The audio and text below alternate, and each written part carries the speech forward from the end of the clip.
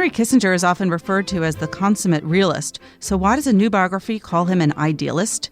Niall Ferguson will be here to talk about his new book, Kissinger. The notion of him as the arch-realist who had modelled himself on 19th century figures like Metternich and Bismarck was way off. How do you go from book publicist to best-selling essayist to debut novelist? Sloane Crosley will be here to talk about her first novel, The Clasp. I knew that I wanted my book to be more than people sort of just sitting around whining about their lives in Brooklyn. I wanted them to get on a plane and get out of the house and go on a bit of a treasure hunt. Alexandra Alter will give us an update from the literary world, and Gregory Cowles has bestseller news. This is Inside the New York Times Book Review. I'm Pamela Paul. Niall Ferguson is here now. His most recent book is Kissinger, a long subtitle, 1923 to 1968, The Idealist. Welcome, Niall. Thanks for inviting me. So this biography differs from the many previous biographies of Kissinger in a couple of key ways. The first being that not only is it an authorized biography, but as I understand it, Kissinger asked you to write the book. Authorized implies that he had some kind of editorial control, which he didn't. It was his idea, but as I explain in the preface, I only agreed to do it on condition that I'd have a completely free hand. And on that basis, I had access to his private papers, was able to interview him. But I also did my due diligence in about 49 other archives for this volume, because the only way to write a book like this is to come at the subject from as many angles as you can, and that meant delving into foreign archives and trying to see how others saw him. So I'm a little nervous of that word, authorized, because it implies that you've written the official hagiography of Henry Kissinger, which this definitely isn't. I'll give another A word, which is maybe a bit more neutral, but you did have extraordinary access because you're the first biographer to have been given access, full access to his own personal papers. Correct. And how voluminous are those papers? Pretty voluminous. I mean, if I try to tot up the number of documents that I looked at writing the book, and it's in the tens of thousands. Not all of those are from his private papers, but he did keep pretty extensive records of correspondence and diaries. For example, there's a remarkable diary of early trips to Vietnam in 1965 and 1966. There are, as you would expect from an academic, which after all he was for most of the first half of his life, lots and lots and lots of essays and papers that were never published and drafts of books. So it was really quite a task to get through it all. And as I was doing it, I realized that nobody who'd previously written about him had really engaged with the early writing, even the published stuff. And so the more I read, the more fascinated I became, because it wasn't at all what I'd expected. And you probably see that in the subtitle, which is a contrarian subtitle. Yes. I'm sure we'll come to that. But it really hit me almost as soon as I started reading, almost on the first day when I went and looked at some of the stuff in his private home in Connecticut, that this was going to be a different story from the one I'd expected. And you knew from the beginning that it was going to be a two-part biography. Yes, I think I probably did. I'm not sure I entirely told my publisher that, but you know, these things... Are they loath to publish a two-volume biography? Publishers hate multiple volume biographies, but I'm somebody who rather likes them, and it's only by heroic act of self-restraint that I've agreed to keep it to two. This is a You could natural... change your mind, you know. Bob Caro did that, I think, at some point. I'm sure somebody's going to start comparing me with Bob Caro, but I'm not attempting anything on that scale or on the scale of Martin Gilbert's Churchill. 2 volumes is about right. This is the first half of Kissinger's life chronologically. I mean, it goes right up to the halfway point in so he's 91 his life, now? 92. 92. So I basically take it up to the halfway point in his life, but it's also a natural break, the moment when he stops being an intellectual academic and enters the Nixon White House to become National Security Advisor. And I felt the smart thing would be to tell that much less well-known history of his intellectual development, explore where the ideas came from and what the intellectual achievement was. Write a book, really, that you could have written if Henry Kissinger had been hit by a bus in Washington in January 1969. If that had happened, he would still have been a substantial and important figure in the history of international relations or history. There's a lot of Kissinger in here that I think many people who think a lot about those second 46 years don't think about, I don't think most people, for example, think of him as a factory worker, which he was, and an infantryman who was drafted into the army. Did you consciously go into it wanting to write about these periods of Kissinger's early life that people had sort of forgotten about? Well, it's a pretty remarkable story, the story of a German Jewish refugee whose family leaves Germany just before the great pogrom known as Kristallnacht in 1938, who arrives with next to nothing in Manhattan, ends up in Washington Heights with a great many other refugees from Nazi Germany, and has to really claw his way up. Working in a shaving brush factory and then studying nights, aiming probably no higher than a decent career as an accountant. And then fate just doesn't stop raining down the blows. He's conscripted, drafted, and finds himself heading back to Germany in a U.S. Army uniform. That in itself is an amazing story. And I certainly found the letters he wrote back to his parents, 1944-45, from Germany, absolutely gripping. Tell us a little bit about his wartime experiences. Well, he was a grunt. I mean, he was a regular infantryman until they spotted that he had brains, and he was made a counterintelligence agent. And that was pretty lucky because he was involved in some pretty hair-raising combat at the Battle of the Bulge. Being counterintelligence was probably safer than being a rifleman, but it wasn't safe. And his account of being under heavy bombardment just a couple of miles away from the German troops at that point is pretty arresting. One realizes that he saw a lot more action than I think previous biographers had suggested.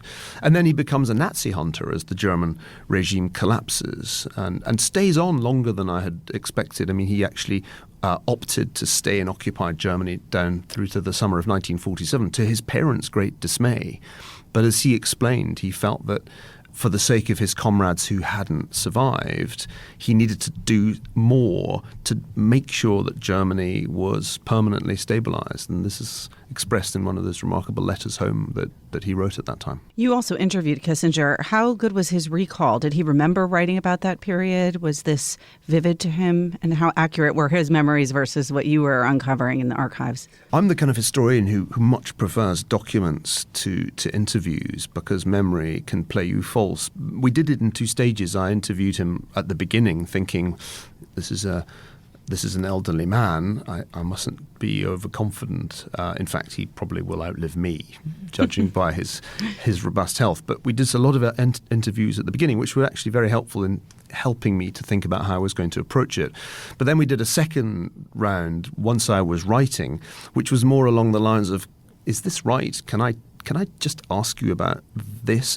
And once you start interviewing that way, when you get much more detailed and when you can actually, show a document to somebody, a document that they wrote many, many decades to say, before. Actually, you were wrong about you. Well, you end up knowing a lot about the subject that the subject's forgotten.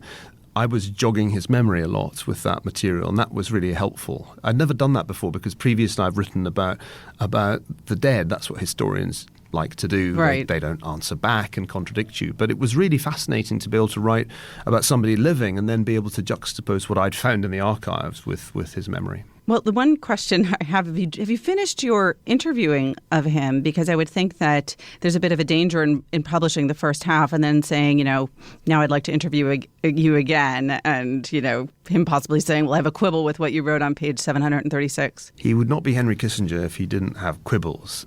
He had plenty. But I've done all the interviewing for the second volume. I did it all in one great sweep. So I have tons of material now on the Vietnam and on the key policy decisions of the Nixon and Ford years. So that's in the can, so to speak. But I still have a lot more research to do and a lot more documents to plough through before I can even begin writing volume 2. Do you think of this as a revisionist history of Kissinger? Yes, I'm pretty sure that most previous accounts have got it wrong in arguing that he's the arch realist. I was initially thinking of calling Volume 1 American Machiavelli, before I'd really got to work. And then Well, I that's realized, the typical image yeah, of him. Yeah, well, that's what we all kind of go into a project like this thinking. And I very quickly realized that this was quite wrong, and that the notion of him as the arch realist who had modeled himself on 19th century figures like Metternich and Bismarck was way off. On the contrary, as I started to read that early work, I realized he was, in fact, being critical of that realist or realpolitik strain in international relations, and was an idealist in more ways than one. I mean, he was an idealist in the strict sense that he read a lot of Kant at Harvard, immersed himself in idealist philosophy, but he was also an idealist in that he rejected all kinds of materialist interpretations of history, not only Marxism-Leninism, which was the ideology of the rival Soviet power bloc, but also the kind of materialist capitalist theories that were very fashionable when he was a graduate student and a junior professor. So he's an idealist in multiple ways. The obvious way in which he's an idealist comes out in his long and sometimes acrimonious relationship with the Kennedy administration. Now, we tend to think of Kennedy as an idealist because we remember his inaugural address. Right. But when you look at what Kennedy did in practice, he was a politician who cut deals, and he cut some pretty important deals over Berlin and over Cuba. Kissinger deplored these compromises in both cases because he felt that they compromised fundamental principles that the United States should be committed to, not least self-determination. And it was that belief that initially led him to support intervention in Vietnam.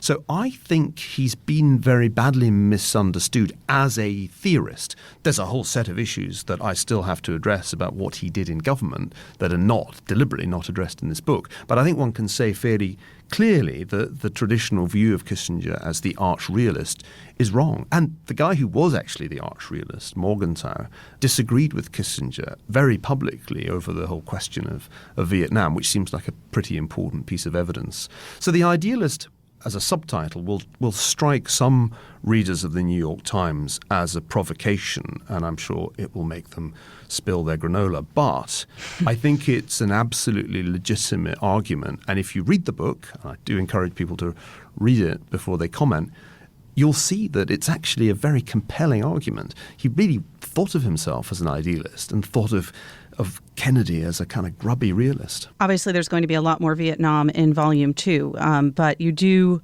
write about Kissinger in Vietnam in a way that overturns some of the common current revisionist view of Kissinger's role there. What did you write in this book? The conventional view is that Kissinger was so keen on the Vietnam War that he wanted it to go on for longer than was necessary. And this turns out to be very misleading. In common with most people who were thinking about the subject in late 1950s, early 1960s, Kissinger was inclined to think that the United States should act to keep South Vietnam going. But he began to have doubts much earlier than was common. And I was very startled to find this. And this was you found in his diaries? Right, in diaries, and also in his advice to Nelson Rockefeller. He was close to Rockefeller, who had 3 unsuccessful bids for the Republican nomination to run for president. He advised Rockefeller to distance himself from Vietnam when Kennedy was still president. After the coup against the Diem government in Saigon, Kissinger's very negative about that. Then he goes to Vietnam in 1965 and is astonished by what he sees. And this is very nicely captured in the diary that he wrote for his own private use, I think. He identifies very quickly that the U.S. military doesn't understand the nature of the guerrilla war that they're fighting, that Westmoreland and other senior military people have completely unrealistic ideas about how the war is going to be won. And he also realizes that there's something very rotten about the South Vietnamese state.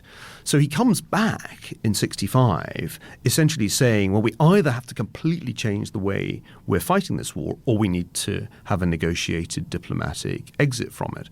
And I was amazed to find how quickly he became involved in trying to find a diplomatic settlement. So in 1967, he's involved in this secret back-channel attempt to get negotiations started with the North Vietnamese government. That's under Lyndon Johnson. and spends a great deal of time fruitlessly in Paris just trying to get a meeting with the North Vietnamese representative there. This doesn't sit easily with the idea of somebody who was enjoying the war so much he didn't want it to stop. Right. Well, that leaves us very much in the middle of this story and in the middle of Kissinger's life. But that's the way you end it. So it's a cliffhanger. That's right. But before you go, just tell us what we can expect a little bit from Volume 2. I'm assuming you've already started working on it. Well, I've done a lot of the research, though there's still more to do, partly because there are many more archives that I can go to. So it's probably doubly, if not triply, difficult. I haven't even begun to think through how I'm going to write it, what the subtitle will be. I was going to say, you don't know what the subtitle is yet. No, there's a sort of implicit cliffhanger. You might think, oh, well, he's going to turn into a realist once he has to sit down in the White House with Richard Nixon. But I'm not sure that necessarily will be the story. I think the big challenge for me is going to be to set out what the strategy was for both Nixon and Ford. Ford's years sometimes get forgotten by people who write about Kissinger, and to try to explain what they set out to do.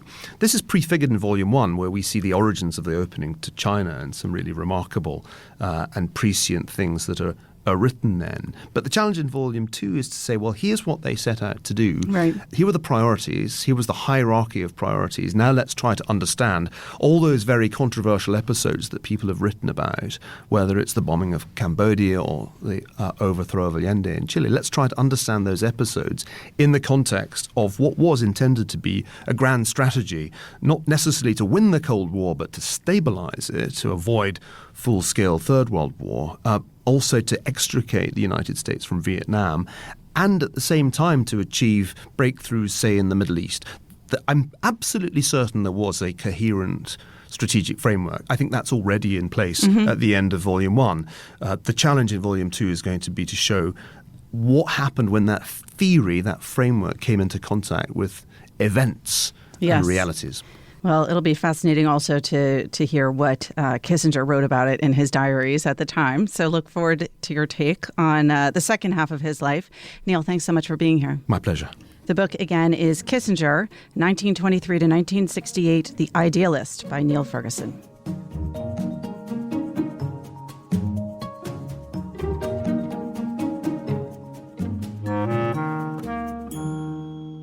Alexandra Alter is here with an update from the literary world. Hi, Alexandra. Hi, Pamela. What's new?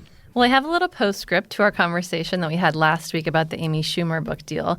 You were onto something when you said you thought she had been shopping around a book for a while or had already sold a book. In fact, after the news broke about her big book deal with Simon & Schuster, which this was the $8 to $10 million. $8 to $10 million is the closest we could pin it down to. I got a couple of calls from people in publishing who said this was not the first time she'd sold a book. She'd actually sold a book to HarperCollins in 2013. It was a similar book of personal essays, and worked with them on it for about a year. But said, she got involved in the Trainwreck movie. Her show was taking off, and she said she was too busy to finish it. So she canceled that $1 million contract and returned the advance with interest, which proved to be rather smart on her part because now she has made much, much more. So that's the update on the Amy Schumer book.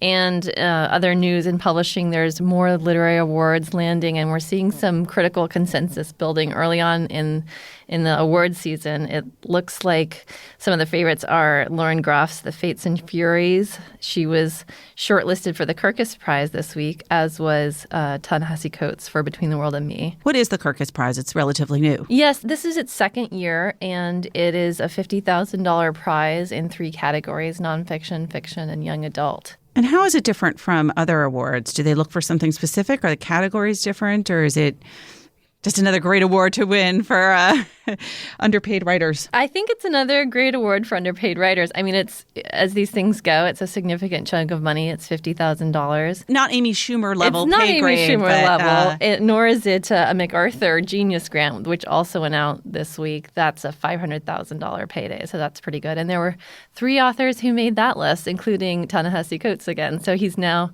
on the long list for the National Book Award. He's a finalist for a Kirkus Prize, and he's a MacArthur Genius. So and he's living in Paris right now. Oh, too much. And another book that made the Kirkus list that has been getting a lot of critical attention is also longlisted for the National Book Award is A Little Life by Hanya Yanagihara. So I think, those authors seem to stand a good chance of winning at least one of the several awards that they're nominated for. And we should say Hanya is a New York Times staffer. She is the deputy editor of T Magazine. And shortlisted for the Booker. So the MacArthur Genius Awards, I think that's a kind of a household name, but people outside of publishing, I'm not sure that they necessarily know what Kirkus is. Right. So Kirkus Reviews does a lot of book reviews. It's a trade publication. Exactly. Like Publishers Weekly, Yes. and they come out with their sort of short reviews before the books actually. Exactly. And they were actually long known for being a little sharper elbowed than a lot of the other trade publications. But now they're being nice Now and they're giving being out nice lots of and money. handing out tens of thousands of dollars to authors, so I'm sure authors are thrilled. And when do we find out who the winners are? That'll be announced on October 15th. All right. So October is going to be a big month because the Nobels are coming out as well as the Booker. So And the be National hearing all Book about Awards, we have to wait until November. That's right. But we'll be talking about them more soon. Thanks, Alexandra. Thanks, Pamela.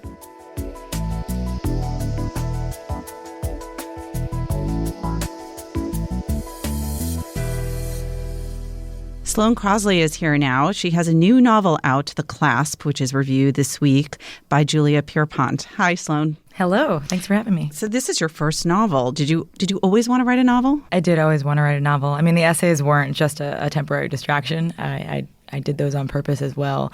But I wrote a terrible novel right when I graduated from college, which will never see the light of day. So that was round one. And this, for public, is round two. Before this, you had two collections of essays. The first, I was told there would be cake. And how did you get this number? We were just talking about the fact that it has no question mark. Why does it have no question mark? I thought it was a little bratty to have a question mark because it's an inherently sort of confrontational statement.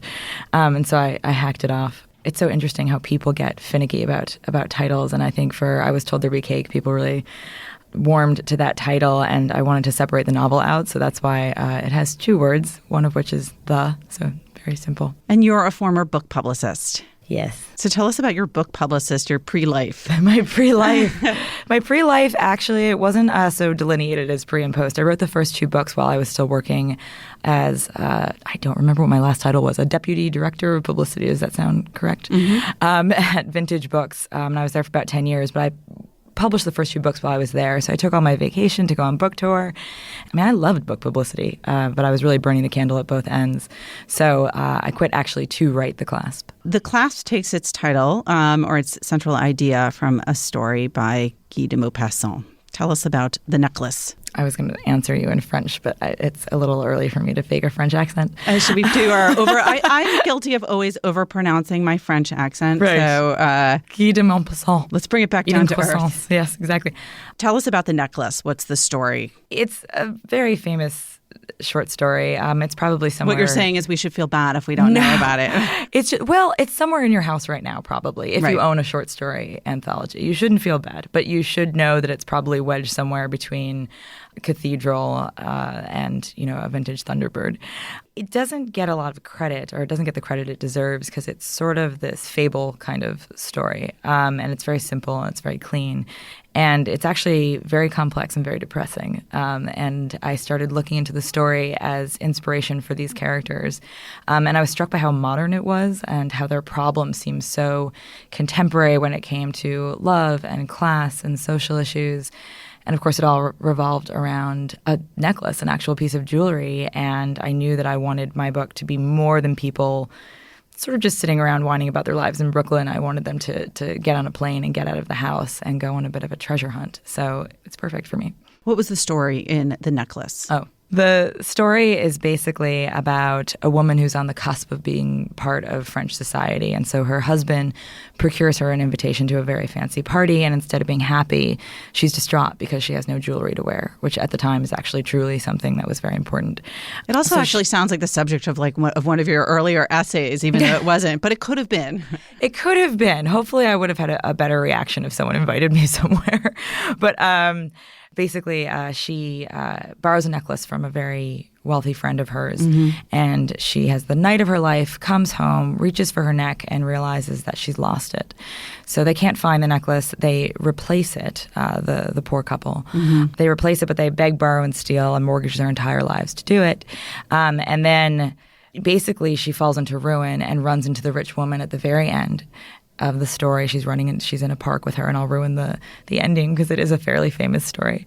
And the woman says, "Oh my gosh, you look so terrible. What happened?" And she tells the whole story I just told you. And the woman says, "Oh my dear, it was fake. It was paste." And it was viewed as quite tragic in France at the time. I think our tragedy bars have changed in terms of what's genuinely upsetting and what's not. Right. But it was very upsetting when it was published. And it was, of course, published on the front page of the newspaper, which, if you can imagine a short story being published on the front page of a newspaper. I don't think that's going to happen in today's media landscape. When did you first read that story? You know, it's funny you should ask that, because it's the one thing that I sort of cringe at slightly with the Clasp, where I think I probably read that in 8th or 9th grade, and the characters in the book read it in college. But they're very smart. I don't think they go to a remedial college. So it's a little bit of a factual inaccuracy. But I read it when I was younger. It's not even my favorite short story. I just really thought it was a great sort of beautiful coat hanger, I guess, to hang my plot on. Did you always know that you wanted to go back to that story? Did the novel start with that story? The novel started with really some character sketches. And like I said, I was working at Vintage at my old job, and so it was really difficult to fully immerse myself in this world of these characters and what they wanted and what their sort of central conflict was going to be. I was sort of struggling a little bit because I had them, but they weren't really congealing into a novel, you know? And yes. You read enough of these things and you know what it looks like when someone's just, doing a 12-page description of an oak tree. And when it doesn't have a heartbeat to it and it doesn't have a structure to it. And I just needed some inspiration. I was in my apartment one night and I pulled down this anthology and I read it. I just didn't remember it being so sad or so true. And it seemed like all of my characters... Maybe it still is a tragedy then. It still is a tragedy. I mean, to waste your life is a tragedy. And that's actually what all these characters are concerned. In pursuit of a misconception. Yes, in pursuit of either a misconception or thinking you want something that it turns out you very much do not want. Who are the characters that were in your mind looking for a plot? There's 3 essential characters. There's Victor, who was recently fired from the internet's 7th largest search engine for pitching a hipster search engine, which will get you fired quite quickly from an environment like that. There's Kezia, who is actually named after a Catherine Mansfield short story. There's all sorts of Easter eggs for short story lovers within the novel. And she works for an independent jewelry designer who's sort of a madwoman. And then there is Nathaniel, who has this sort of Fitzgeraldian dream of making it and selling his wares in LA and has about as much success, actually. So you've alluded to short stories a few times. Did you think about, you've written essays, obviously, you're used to the short form. Did you think about writing a collection of short stories or, intersecting stories, or did you know you wanted to write a novel? I did think about it, but, when you write in one form for so long, I think that not everyone has this reaction, clearly. Some people move pretty fluidly from short stories to sort of the neighbor of the novel, whereas I traveled quite far from essays into a novel. But I think it was sort of reactive. I want something very different. I mean, 2/3 of this book is told from the male perspective. It's in the third person. There's an adventure. It takes place in more locations than New York. And I think I just want it out a little bit. And now, of course, I kind of want back in, to the comfort of essays. I'm looking forward to writing those next. Do you think of yourself as still like Sloane Crosley, comic essayist, or are you now thinking of yourself as a novelist? It's funny. People just put labels on that are... actually, for the most part, complimentary. I remember when the first book came out, when I was told the Bouquet came out, it said humor / essays on the back of the book. And I thought, humor. It's just inherently funny. That's very nice of them, but it's really just sort of a categorization for how it's shelved.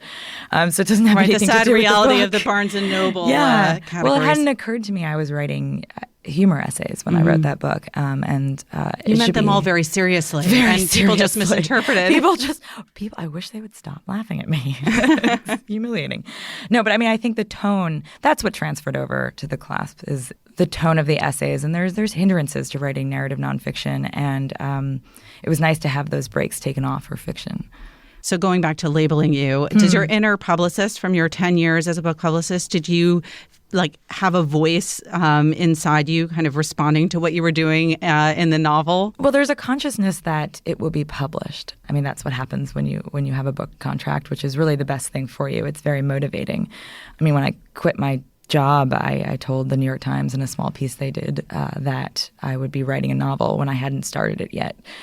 People have different some people keep it a secret. Mine, I'm very motivated by fear. So once you'd said it in public, then you had to actually do it. Once I said it in public, I was really responsible to go ahead and do it. But similarly, I think that I know that there's a perception or a label out there, but I can never quite figure out. Just when I think I have a handle on it, it turns out to be something else, or people review the book differently or treat it differently. And it doesn't really matter at the end of the day, as long as they enjoy it. Well, your inner publicist probably knew you'd be doing this podcast one day. My inner publicist crossed my fingers, because I think if you guys had trashed the book, it might have been here. It might make for a really colorful interview. We try not to do that. So are you working on another novel, or are you going back to essays? I have an idea for another novel, but my next book is going to be essays. So most of those, I'm about halfway through those. But it is interesting to switch gears and bring it back to myself, and to also not be able, you can bend what happened, but you can't just sort of fabricate it whole cloth and say, oh, okay, well, now it takes place in Miami. Right. So. Well, you're now multi-hyphenate, former book publicist / essayist / novelist, and occasional reviewer and essayist for us.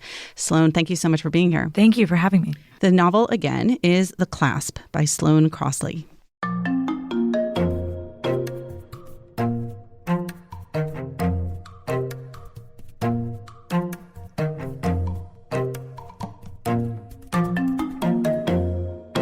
Greg Cowles has bestseller news. Hi, Greg. Hi, Pamela. What's new on the list this week? Let's start with the nonfiction list, which is where most of the action is this week. Down at number 15, the journalist David Maraniss has a new book called Once in a Great City. It's a look back at Detroit, specifically in 1963, which you would think of as boom times in Detroit, but he traces the city's decline to that year. It's kind of the year that everything changed for Detroit, heralding what it is now. And we go from north to south. Yes. So it's My Southern Journey, new at number 14, by the former New York Times reporter and now Southern Living columnist Rick Bragg. And this book, My Southern Journey, collects a lot of those columns. It's just kind of mini essays about Southern living, about the South as Rick Bragg knows it. Then there's a new book at number 9 this week. The historian Jay Winnick has a book called 1944. It's a look at the decisions that FDR made in 1944. That of course, is the year of D-Day.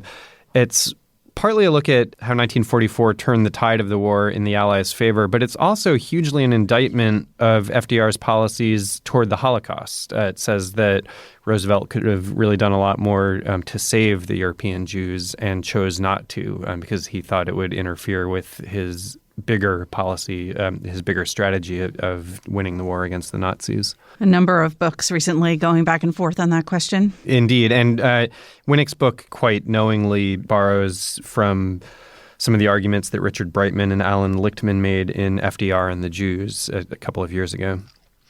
Then up at number 3, the blogger and memoirist Jenny Lawson has her second memoir to hit the list. It's called Furiously Happy. It is a comic look at her history of mental illness. She's struggled with clinical depression and anxiety attacks and panic attacks. So this is kind of taking readers through her history of that. And then finally, new at number 1 this week, Bill O'Reilly and Martin Dugard are back with the next book in their Killing series. It's called Killing Reagan. It's about the modern-day Republican Party. No, I'm kidding.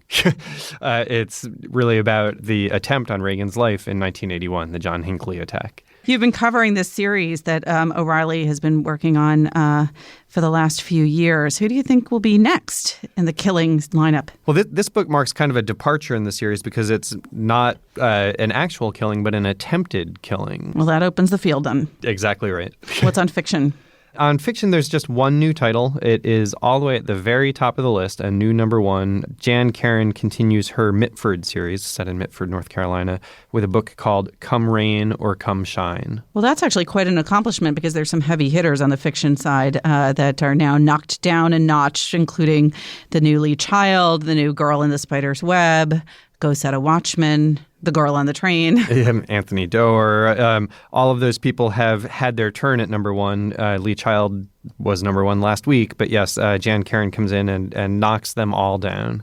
But there's some more action over on the children's book list. Yeah, there wasn't a lot on the hardcover adult fiction list this week, but kids, there are some books. On the middle grade hardcover, Allie Benjamin has a book called The Thing About Jellyfish that was longlisted for the National Book Awards. It's a debut novel. It is a debut novel about grief. It's about a 7th grade girl whose friend drowns, and she becomes convinced that it wasn't a drowning, that it was actually the result of a rare jellyfish sting. So that book is new at number 10 on the middle grade hardcover list. It's also a book about a very au courant subject, which is bullying and the transition of a girl from elementary school to middle school and how hard that can be. How disruptive socially. Yes. And it also brings quite a lot of science in. The girl in question kind of travels the world looking to prove her theory, and it brings in a lot of kind of oceanography and marine biology. Right. As well. It's about adaptation, both animal adaptation and human. And another book about animal and human adaptation, new on the middle grade hardcover list at number 4, Catherine Applegate, who pretty much staked out her own territory on the middle grade list for weeks and weeks and over a year with The One and Only Ivan.